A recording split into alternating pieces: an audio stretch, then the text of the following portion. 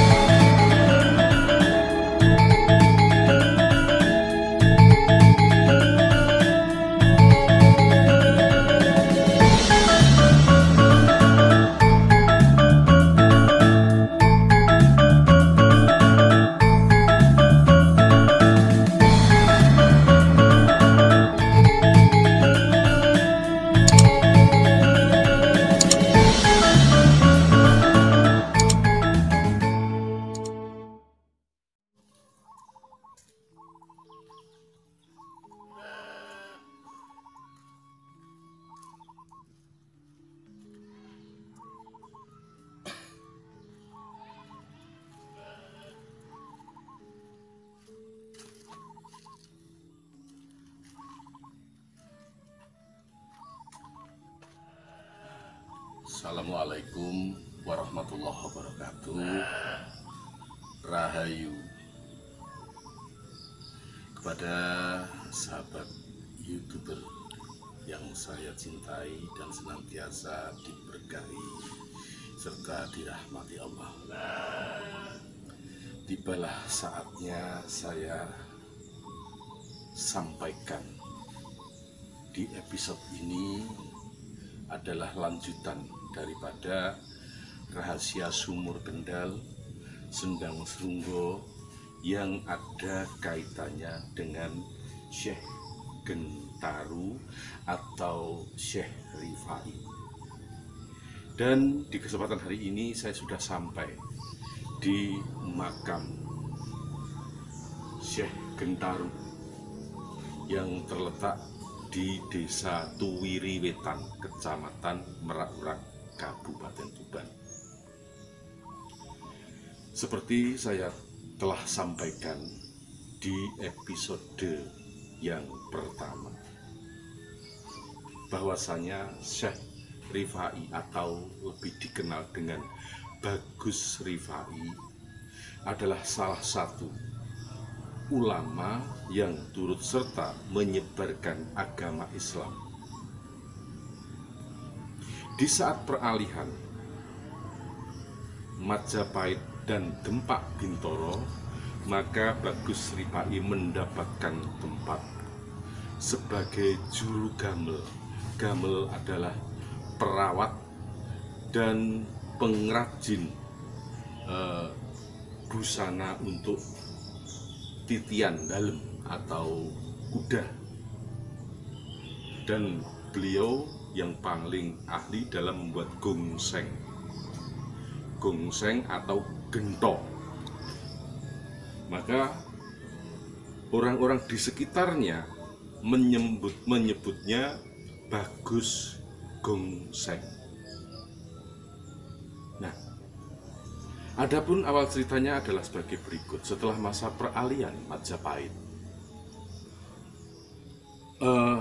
Bagus Rifai ditempatkan di wilayah Tuban sebagai gamel atau penyedia perangkat busana titian atau tunggangan seorang pembesar di Tuban pada masa itu.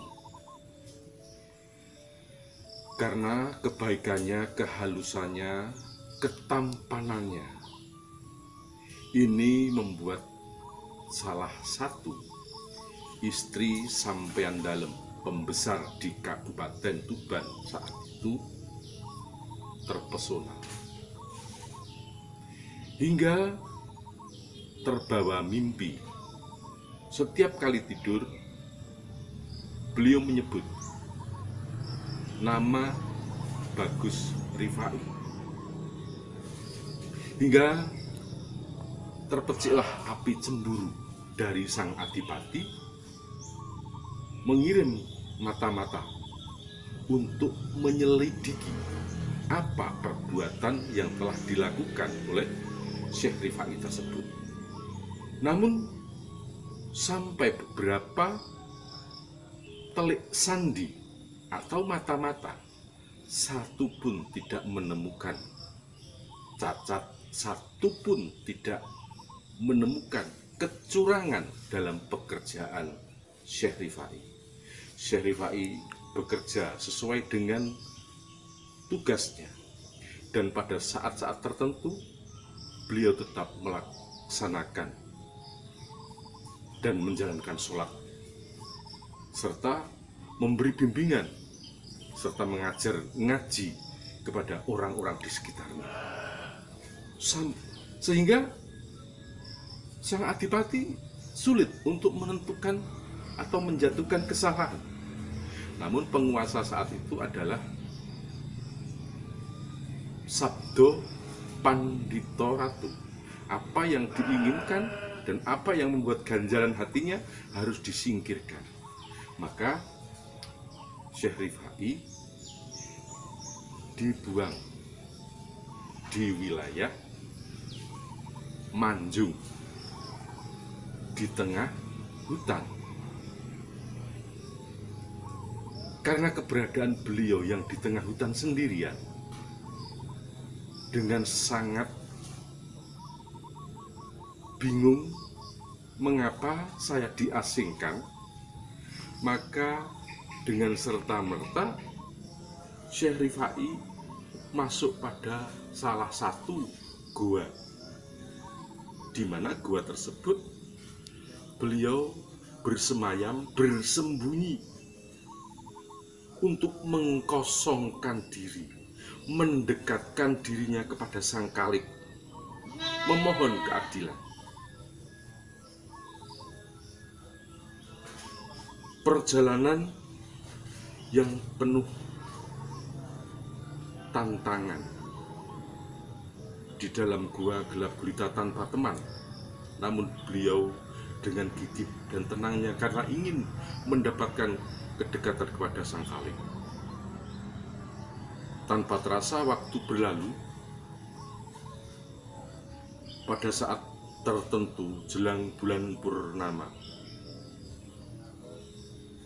ngerso dalem sampean dalem, pembesar yang ada di kota Tuban saat itu menginginkan bedak pikat, artinya berburu, hingga di hutan Serunggo.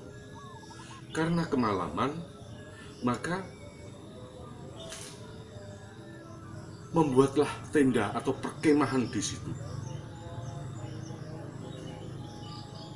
Tapi segala sesuatu yang tadinya sudah tidak pernah terjadi di Kabupaten Tuban atau di Puri Kaputren, itu terjadi lagi di perkemahan itu.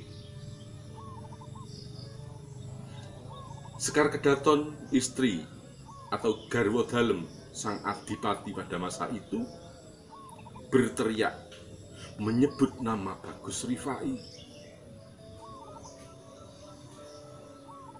Rasa kecurigaan dari seorang prajurit bangun, menggerakkan semua pasukannya untuk mencari di mana Syekh Rifai, dan ternyata Syekh Rifai masih duduk di dalam gua yang disebut Gua Serunggo, yang pada episode sebelumnya kita lewati.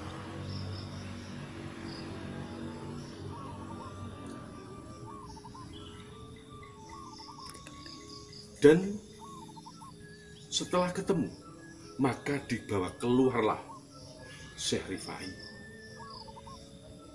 bertanya, "Hei, Rifai, apa yang kamu lakukan di sini?"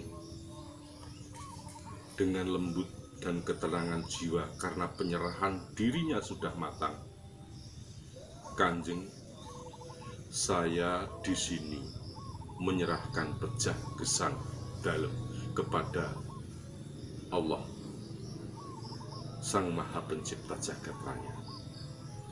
"Lantas apa yang kamu lakukan terhadap istri saya?"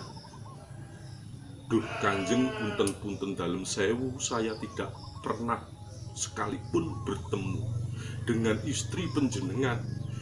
"Saestu Kanjeng, saestu saya tidak pernah ketemu."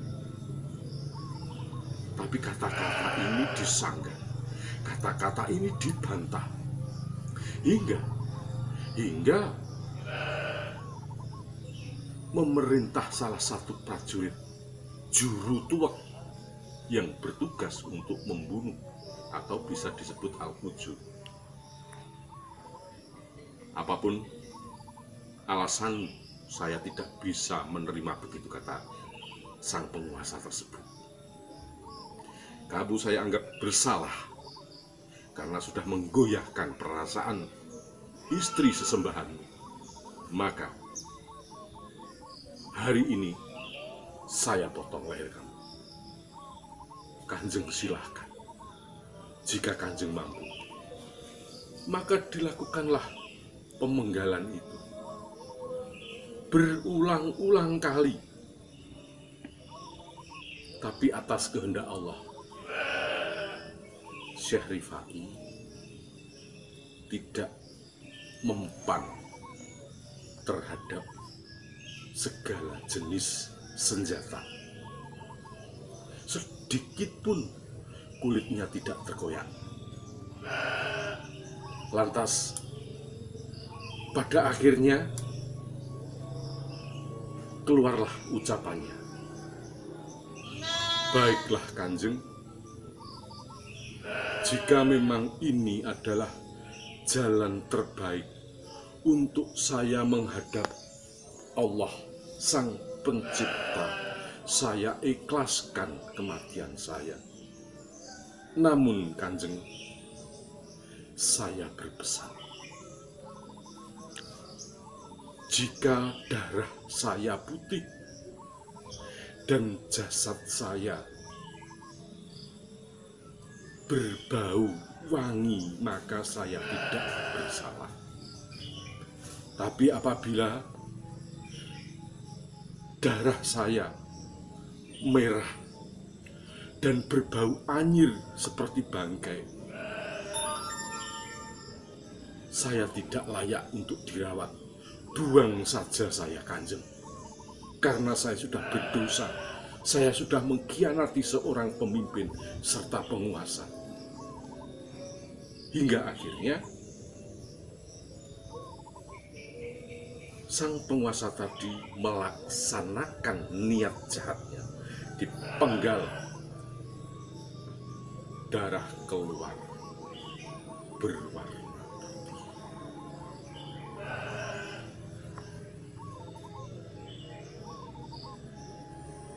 Darah keluar berwarna putih.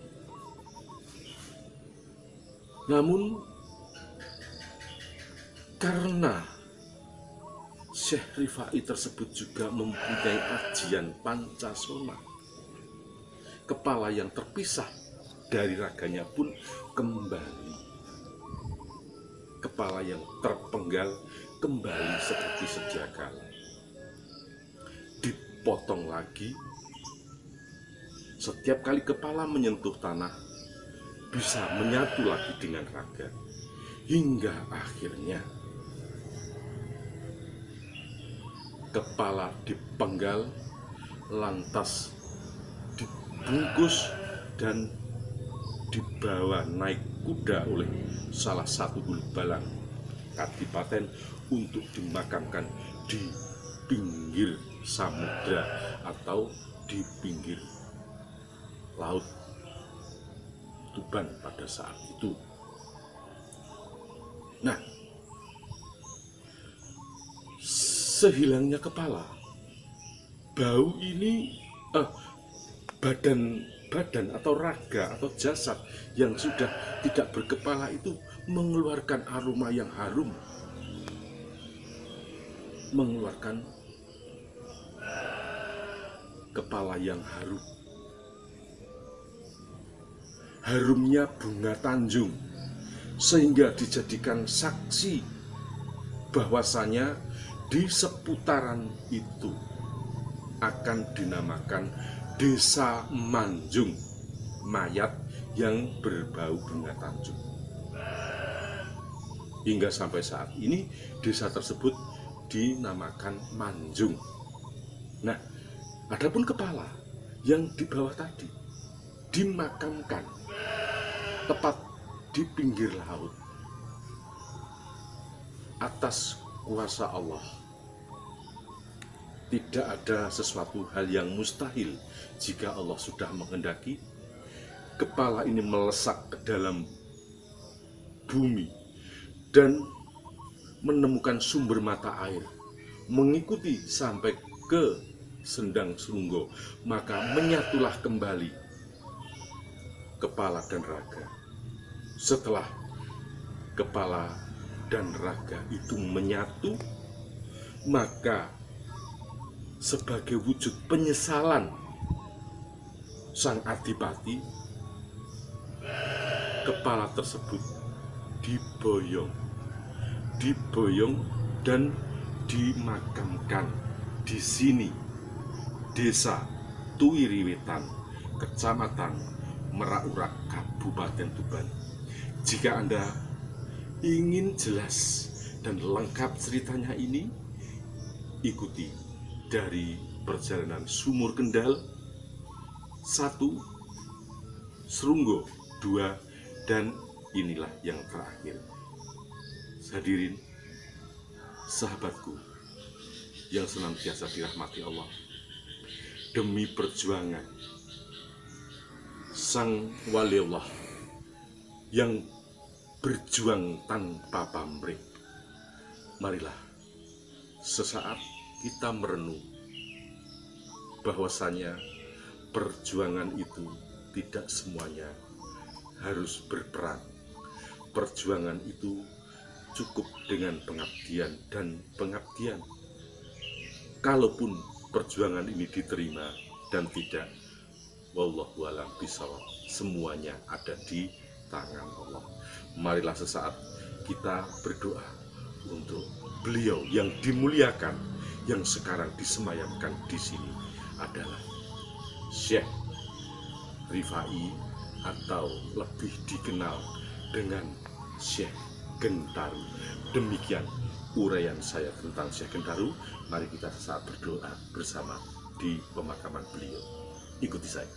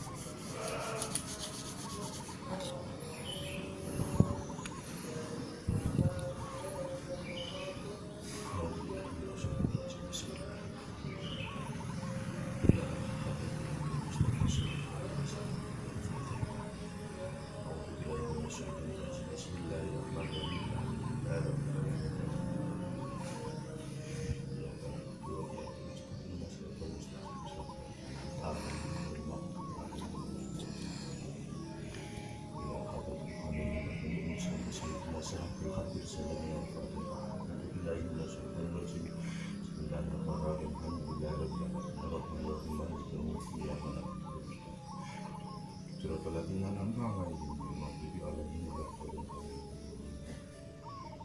khususan ila Syekh Rifai Al-Masyhur Syekh Kentari Al-Fatih.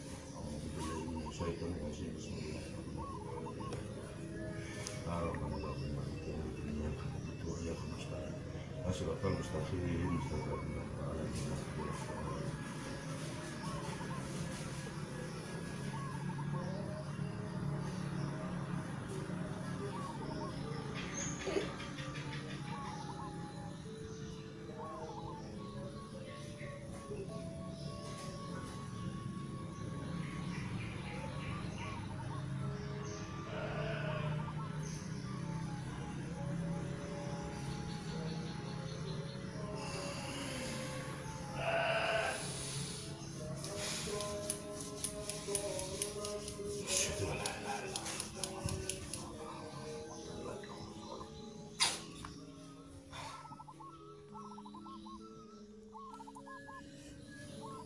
Para pemirsa, inilah tempat tinggal terakhir beliau, sang pejuang muslim yang berada di bumi tercinta Ronggolawi, Kabupaten Tuban. Dengan penuh keikhlasan, penyerahan diri kepada Allah yang total, pesan beliau terhadap para anak cucunya, para saudara-saudaranya yang seiman dan seagama. Lakukanlah apa yang harus kamu lakukan. Biarkan orang berkata apa, karena penilaian orang belum tentu penilaian Allah. Hindarkan rasa pamer, hindarkan rasa ingin memiliki, karena sesungguhnya sejak manusia tercipta sudah dibekali dengan berbagai ilmu yang harus diamalkan dan diajarkan. Apabila salah dalam langkah tersebut, maka Allah sendiri yang akan menghukumnya. Jaga kerukunan dan tetap berpegang teguh pada ketentraman dunia, baik dunia luar maupun dunia dalam. Artinya, dunia luar adalah jagat raya, dunia dalam adalah pribadi kita masing-masing. Demikian sepenggal kisah dari perjalanan Syekh Kentari.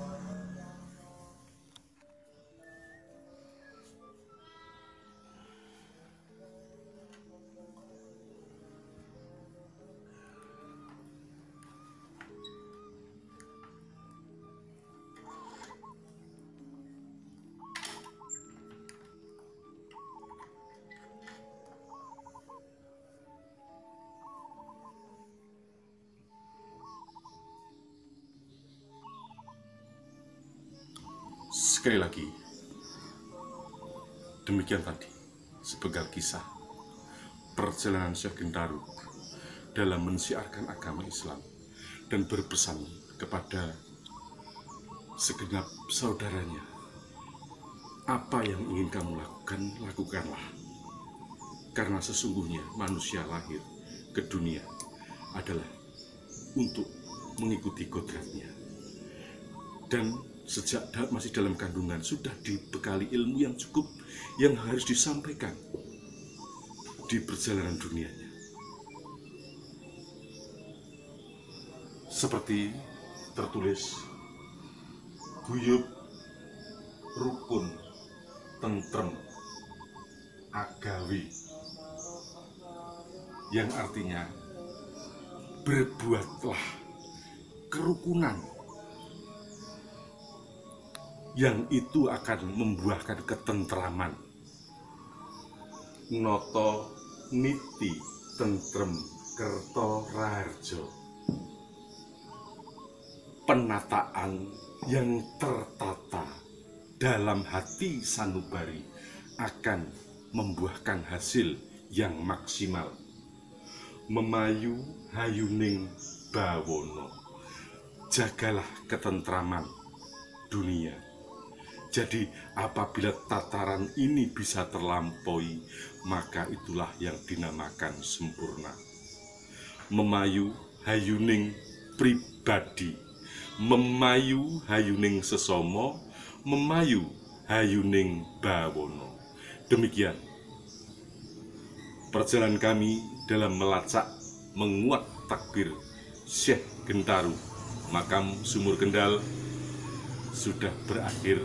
Apabila ada kalimat serta uraian yang kurang berkenan, sebagai manusia biasa, tempat silaf, salah serta lupa, karena kebenaran adalah hak milik Allah. Romo Edi Ronggo mengucapkan wassalamualaikum warahmatullahi wabarakatuh.